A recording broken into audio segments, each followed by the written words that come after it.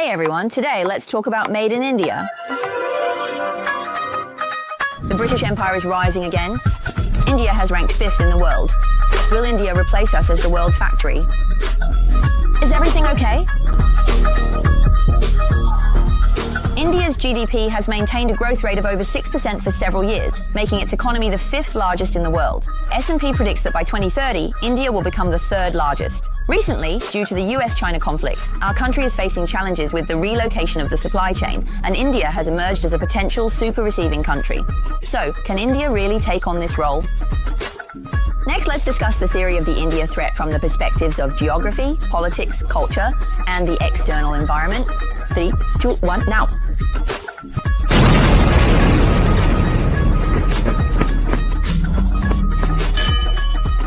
India can be said to be the country with the best geographical location in Asia. More than half of the 2.98 million square kilometers of land is arable land, second only to the United States, ranking 2nd in the world. At the same time, India is only about 1,000 kilometers away from the Persian Gulf, the world's oil depot. The Indian Ocean route is the main sea route connecting East Asia to the Middle East and Europe, and is the busiest route in the world. And India, which is deep in the heart of the Indian Ocean, can be said to be a must-pass place for the route, which allows India to monitor and specifically cut off the routes of some countries at any time. India owns the Andaman and Nicobar Islands at the northern entrance of the Strait of Malacca. This enables India to block the Strait of Malacca quickly and affect the development of the world situation. Well, if you think about it, a country with a large population and a plain on the coast, isn't this the perfect configuration for the world's factory? But in fact, ports are a key indicator of a country's maritime position, and India's performance in this area can be described as lacquer. Let's take a look at the list of the top 100 container ports in the world in 2023. My country has won 20 seats, and 7 of the top 10 are from China. Let me take a look at this 7,700-kilometer coastline of India. Where are the ports? How come there isn't a single port in the top 20? Actually, we can't blame the lack of international ports entirely. Building ports in India requires 3 conditions: an open coastal terrain, a developed economic hinterland, and excellent deep-water harbors. Unfortunately, India doesn't have a single location that meets all these criteria. The central and southern parts of India are dominated by the Deccan Plateau, with the Eastern Ghats mountain range to the east near the Bay of Bengal, and the Western Ghats mountain range to the west by the Arabian Sea. It's like building 2 high walls on either side of a triangle, completely blocking off the coastline. The Eastern and Western Ghats are too close to the coastline, and the coastal plains are extremely narrow, making it impossible to build large ports. No core port connection, raising transport costs. India's logistics costs are 14% of GDP, much higher than China's 8 to 10%. 1/3 is determined by fate, while 2/3 depend on hard work. Check the political and social situation in India. India operates under a federal system, similar to other federal countries. However, compared to India's central government, which holds significant power, local regions have considerable autonomy, leading some to refer to India as a semi-federal system. This structure combines the advantages of both federalism and a unitary central authority, but it also carries the risk of power struggles between the central and local governments, which can result in decreased administrative efficiency and even national fragmentation. The President of India is more like a figurehead, while the actual administrative power lies with the cabinet led by the Prime Minister. The Prime Minister, head of government, is elected by the Parliament under a bicameral system. India's judicial system is independent of the executive and legislative branches. Hey, at first glance, with the separation of powers, you might think the judiciary is clean, right? But actually, India ranks only 93rd in the Global Corruption Index, making it the country with the highest corruption rate in Asia. Corruption in India can be said to be in all aspects. In 1995, the Times of India conducted a survey, and the results showed that 98% of politicians, 97% of police officers, 88% of civil servants, 80% of lawyers, 76% of businessmen, 66% of judges, and 43% of teachers are corrupt. Corruption not only seriously affects the fairness of competition, but also leads to the ineffective allocation of capital resources, thus affecting the improvement of production efficiency and dragging down economic growth. So you know why Modi wanted to fight corruption as soon as he came to power. India's bureaucratic system is not only corrupt but also extremely bloated. Just to process a single permit, it might require approvals from dozens of departments, with each step involving bribery and corruption. Take a policy, for example. Once the central government sets the direction, by the time it reaches the local level, it often gets stuck as a half-finished project. No matter how good the policy is, if it can't be implemented, it's all for nothing. There are just too many structural contradictions within India. This is the real reason why the country is stuck. India's land, labour laws and taxation can be considered the three major ailments on its path to development. If these issues are not resolved, any economic growth will just be superficial. India hasn't gone through a thorough revolution, nor does it have a strong government. This has led to India's land reform being a shoddy project, with the means of production still concentrated in the hands of a few. For infrastructure development, land is needed. For example, the Indian government needs it. If he's building a highway, and there's a huge slum along the route, dealing with the demolition could take 50 years, and he still might not be able to clear it. If he wants to build a factory, he can't even secure a piece of land. How can he build anything? Without good infrastructure and smooth land transfer, it's all just talk. There's no way to push forward with industrialization. After God gave us the most suitable land for human life, he seemed to have some regrets. So he sent more Indians to this land. Population makes India the most populous country. You feel, look at him, look at him, look at him, look at him, look at him, look at him, look at him, look at him.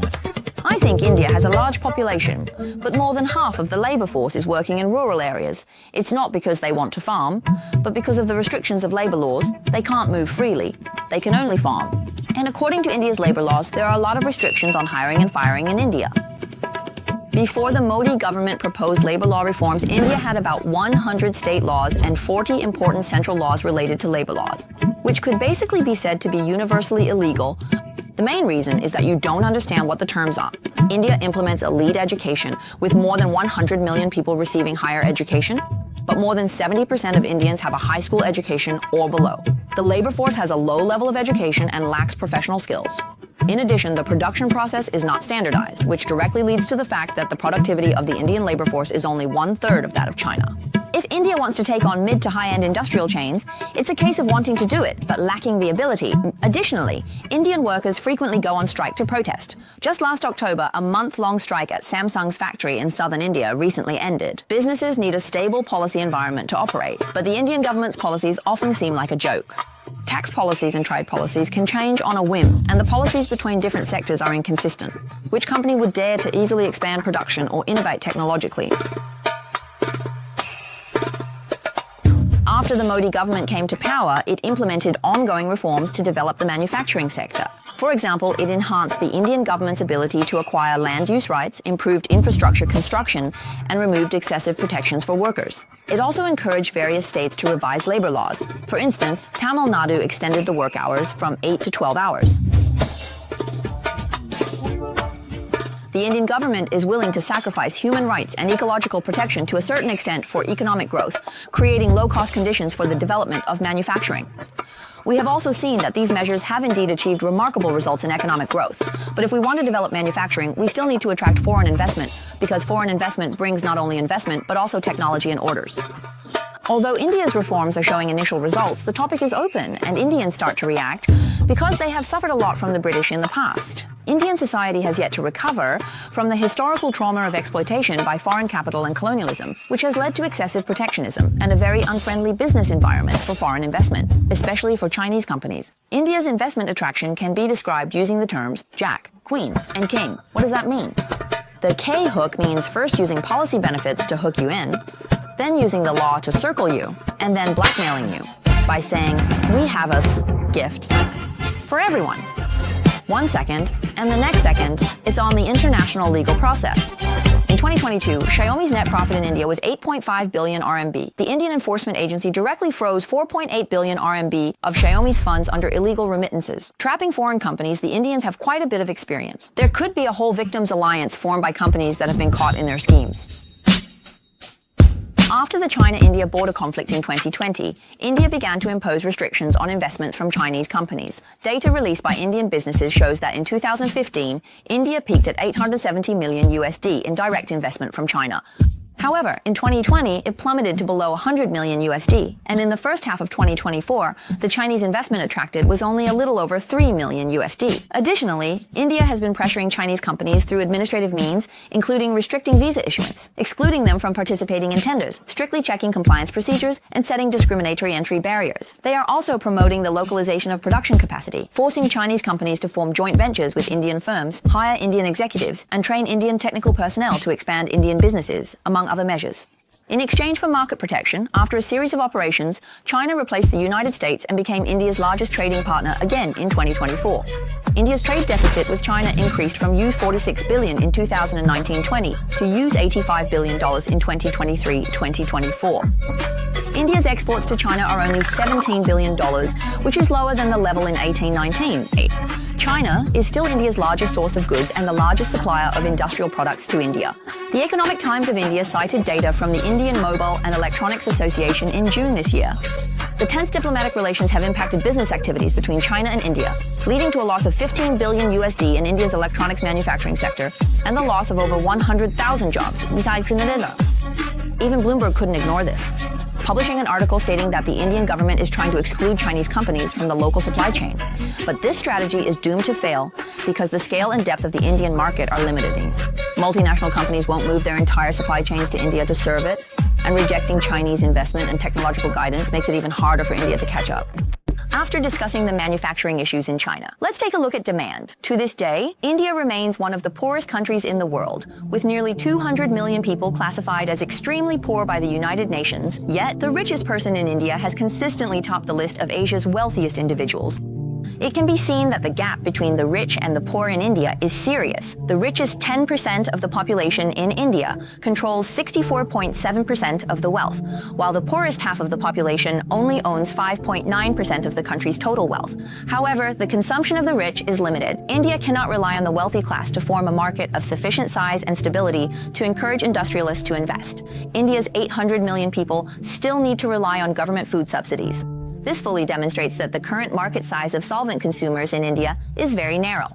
In 2024, India's savings rate as a percentage of GDP is 5.3%, the lowest level since the 1970s. At the same time, the burden of household debt continues to increase. India's savings rate continues to decline, indicating that India's consumer purchasing power is very low, and the future is worrying. After discussing the internal situation, let's take a look at the external circumstances. Historically, Japan, South Korea, and China seized the opportunity of industrial transfer to escape poverty through manufacturing. But is such an environment still present today? And a few days ago, Bloomberg published an article that essentially states that it has become very difficult for developing countries to achieve growth through manufacturing. The first reason is global overcapacity. There is no new demand being generated. China currently accounts for about 1/3 of the world's physical goods production. The following dozen or so countries account for about 45%.